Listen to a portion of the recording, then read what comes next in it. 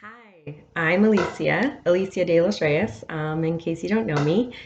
And I'm a writer. I write fiction and nonfiction, and I've also designed a planner for writers.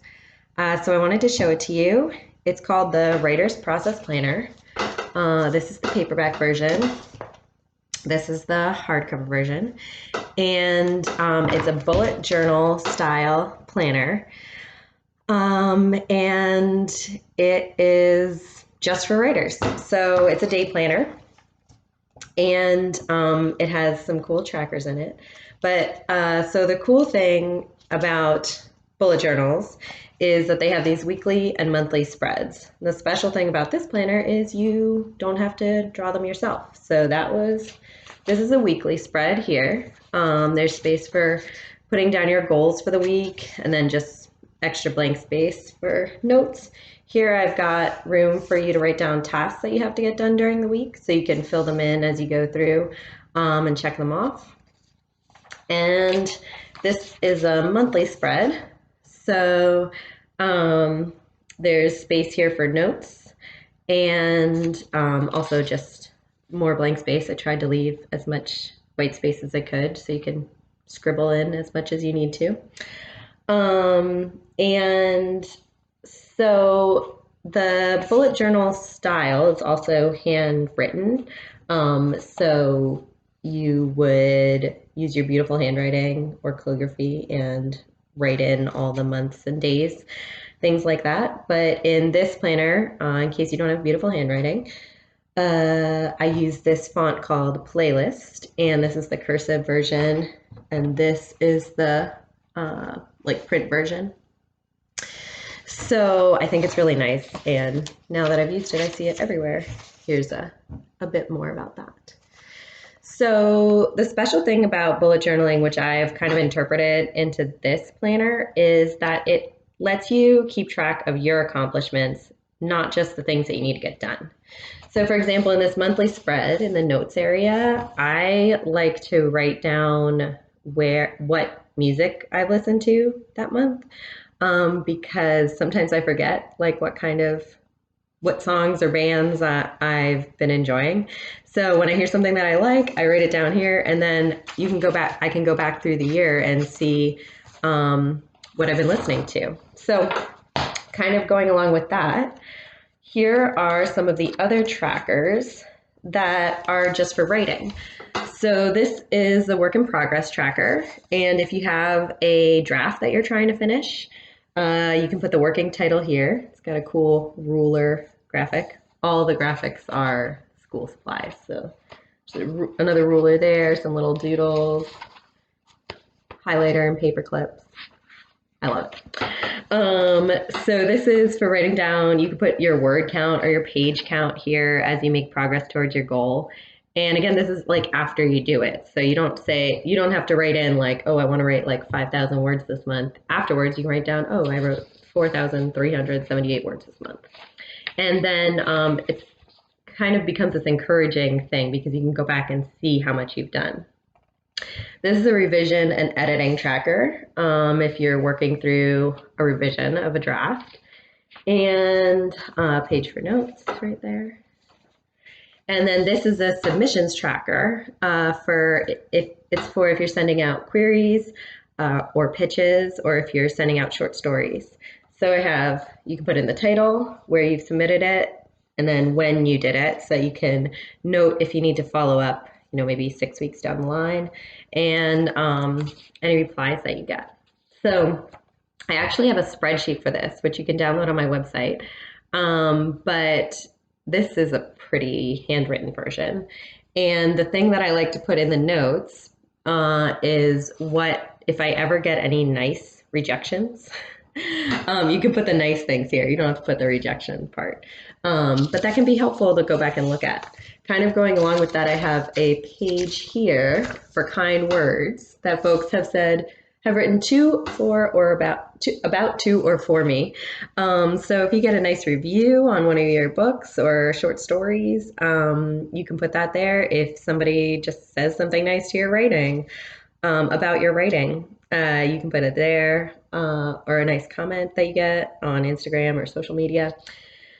So here I have a sales tracker. So if you're an indie writer like I am and you sell some of your work online or in person, you can note the sales for each month. And then here there's space for notes. So you could mention what you did maybe for marketing or if you tried a new channel for selling your work. Yeah. So then these are two new trackers just for that I just put in this year. Writing days and a mood tracker. And on the writing days one, and on both really, there's a space for every single day of the year. So you can fill in on February 5th. If you write, you can just color it in. So you can use a pen or you can use colored pencils and make different colors, kind of like to show how much you've written. So maybe you use like blue for 300 words or more, you use green for 1,000 words or more, and then you can have this nice color-coded thing, or you can just fill it in with a pen and it will look very cool. The black and white pattern. They look really pretty. That's another just pro of bullet journaling. And then here I have a mood tracker. So this one, you almost need to use colors, but you could also do like smiley faces or frowny faces to show how you're feeling that day. So I put these right next to each other because you can kind of track how your writing affects your mood and vice versa. So that can be helpful, and you can learn how you work and how you write. So those are the trackers that are writing specific. They are writing specific, and all you have to do is fill them in. You don't have to make them yourself, which I think is really nice. Another thing that I do for the Writer's Process Planner, every year I write a new introduction, and the idea is it's just a short essay that is really useful with concrete steps that you can take to help you improve your writing or your happiness level while you're writing. So this year's is all about mindset, your writing mindset. And what I mean by that is, how do you think of your writing? Do you think of it as a passion or a vocation? Do you think of it as work, or do you think of it as a hobby? And you might think of it all of these ways. There might be some writing that is just a passion for you, some that is just a hobby, some that is just work. I know for me, I think of my fiction much more as a passion, and my nonfiction is much more like work, though it's work that I totally love. So I talk about, kind of break down what those things mean. So when you think of something as a passion, for example, you do it no matter what, right? Like you do it whether you're having a good day, whether you're enjoying the writing or not, you feel like you have to finish it. Whereas if you think of something as work, it's more of an externally motivated thing. So maybe somebody is waiting for it, or you ask somebody what they would like and, kind of take their suggestions on your writing. Maybe you work with an editor. So shifting from one to the other, one mindset to the other, can be very helpful.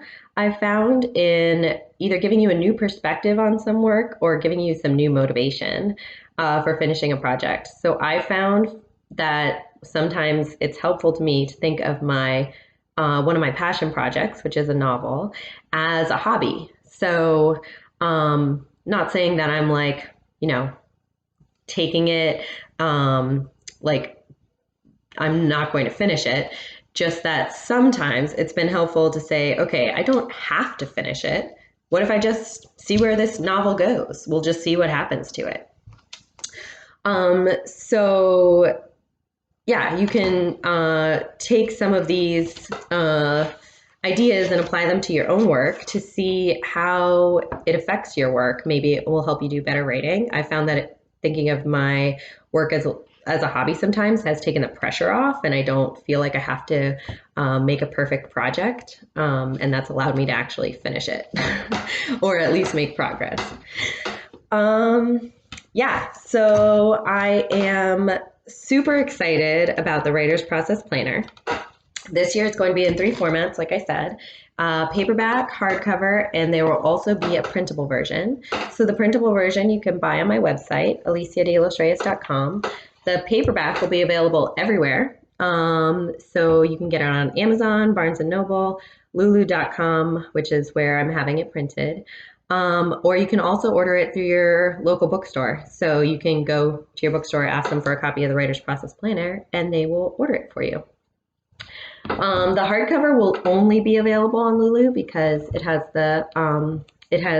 heavier paper than is typically found in hardcovers. The paperback also has heavy paper, or nice paper for ballpoint pen, but for some reason the paperback is easier to distribute that way. The hardcover and the paperback are both available on lulu.com, and the hardcover is only available there. So if you'd like to find out more, you can email me, alicia@aliciadelostreyes.com. You can comment on this video or wherever you're reading this, and I will get back to you. Thank you so much for watching.